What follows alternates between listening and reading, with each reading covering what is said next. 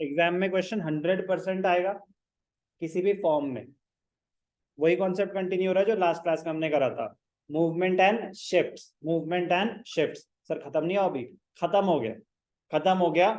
एक तो वैसा क्वेश्चन आ सकता है कि आपको ग्राफिकली एक्सप्लेन करना है कि इनकम बढ़ गई, नॉर्मल गुड है तो क्या होगा, कॉम्प्लीमेंट्री गुड के प्राइसेस बढ़ गए तो क्या होगा, सब्स्टिट्यूट के प्राइसेस चेंज हो गए तो क्या होगा।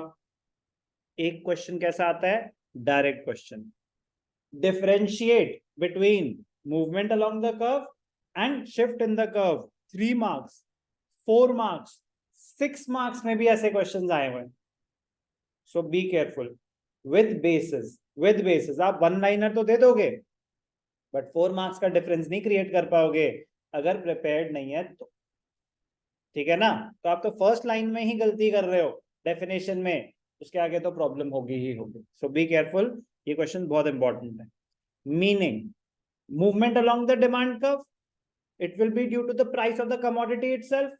Shifts in the demand curve, it will be due to factors other than the price of the commodity. When the quantity demanded changes due to change, अब ध्यान से देखना क्वेश्चन क्या है, मूवमेंट अलोंग द कर्व। क्या उन्होंने specify करा expansion या कॉन्ट्रैक्शन? नो। तो आपको भी न्यूट्रल आंसर देना पड़ेगा। Be very careful. क्वेश्चन आएगा differentiate between expansion and increase, similar है, सेम नहीं है। Differentiate between contraction and decrease, similar है, सेम नहीं है। Differentiate between movement and shift, differentiate between quantity demanded and change in quantity demanded and change in demand, ये सब एक जैसे लगते हैं but be careful, be careful. When the quantity demanded changes due to change in the price, keeping other factors constant, it will lead to a movement along the same demand curve. Shift, when the demand changes due to change in factor other than the own price of the commodity, it leads to a shift in the demand curve. कोई doubt? Movement and shift, meaning तो basis जरूर, पहला meaning, दूसरा affect on the demand curve. there will not be any shift, there will not be any shift in the demand curve, demand curve same rahega, there will be a movement. The movement along the same demand curve is either upwards, known as expansion, or upward is contraction, sorry, or downwards, known as expansion. तो affect on the demand curve, अब ध्यान से देखना, अगर 3 marks में हो तो affect में ही लैंग्वेज भी और ग्राफ भी। अगर 4 मार्क्स का हो तो affect on demand curve words में, फिर नेक्स्ट हो जाएगा ग्राफ, ग्राफिकल रिप्रेजेंटेशन, वो भी आपका एक पॉइंट हो जाएगा, वो भी आपका एक पॉइंट हो जाएगा। तो होता ना 4 मार्क्स में है तो एक पॉइंट क्रिएट करना पड़ेगा। तो affect on demand curve, text और ग्राफिकल रिप्रेजेंटेशन स्प्लिट कर देंगे। अगर वरना 3 में आपको अफेक्ट में ही बताएंगे as shown in the graph below, तो उसी के नीचे ग्राफ बना देंगे कॉलम में ही, लेफ्ट साइड राइट साइड। समझ आ रही है बात? Shift in the demand curve may be इधर राइट वर्ड्स और लेफ्ट वर्ड्स, ठीक है जी। रीजन, अब ठीक है, अब वो भी क्या करे, जबरदस्ती पॉइंट्स बनाने पड़ रहे हैं, वरना मीनिंग में आ चुका है रीजन, मीनिंग में रीजन आ चुका है, due to change in its own price. Reason भी वही आ रहा है, it occurs due to an increase और decrease in the price of the commodity itself. But यहाँ पे अदर फैक्टर्स में आप स्पेसिफाई कर सकते हैं कि एग्जांपल दे देंगे, due two factors other than it's own price, for example change in the price of substitute goods, complementary goods, taste and preferences, expectations, change in income of the consumer। समझ आई बात? मैं बता रहा हूं ये क्वेश्चन 100% आएगा, किसी भी फॉर्म में आ सकता है, किसी भी फॉर्म में आ सकता है, और 100% रिपीट होगा सप्लाई में। सेम बातें सप्लाई के पॉइंट ऑफ व्यू से भी आएंगी। तो please, it is an important concept and an easy one, but over confidence में मारे जाओगे, आंसर लिख नहीं पाओगे, तो ध्यान से। तो पहला डिफरेंस क्या आ सकता है, movement along the curve, shift in the curve. Change in quantity demanded, change in demand, very similar, very similar, but और कुछ नहीं, तो मीनिंग में उस पॉइंट ऑफ व्यू से हमें लिखना पड़ जाएगा कि यहाँ पे मीनिंग सेम बात, बट उसको बोलेंगे this leads to movement in the curve. तो मेरा फोकस किस पे रहेगा, मूवमेंट।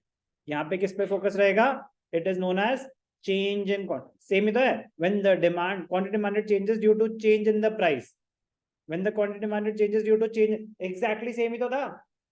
बट यहाँ पे कहा it leads to a movement along, क्योंकि मुझे मूवमेंट पे फोकस करना था.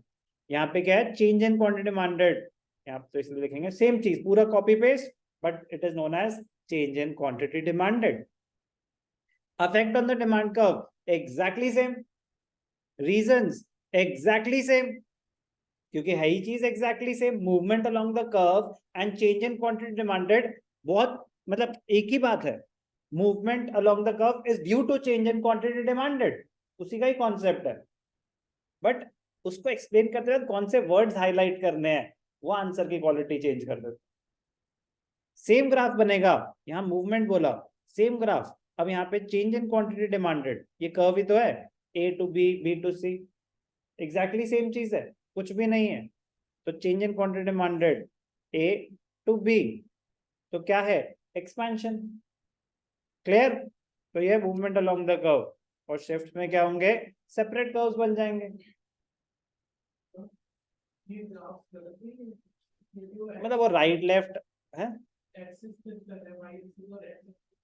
यार, वो इमेज है, टेक्निकली आप मत करना, ठीक है ना. ये बस वो इमेजेस ली गई हैं, तो technically you are right, touch नहीं करनी चाहिए, ठीक है ना.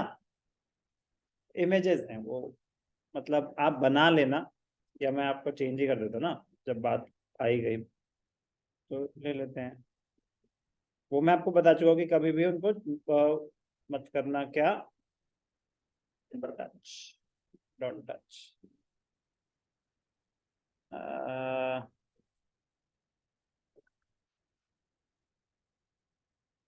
ठीक है, मैं उसको चेंज कर दूंगा बाद में.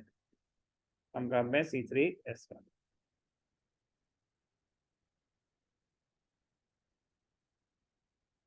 कॉपी ग्राफ,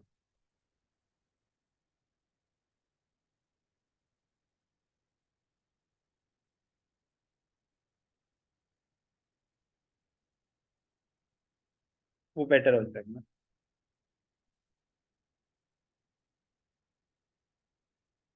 ठीक है, ओके, गुड.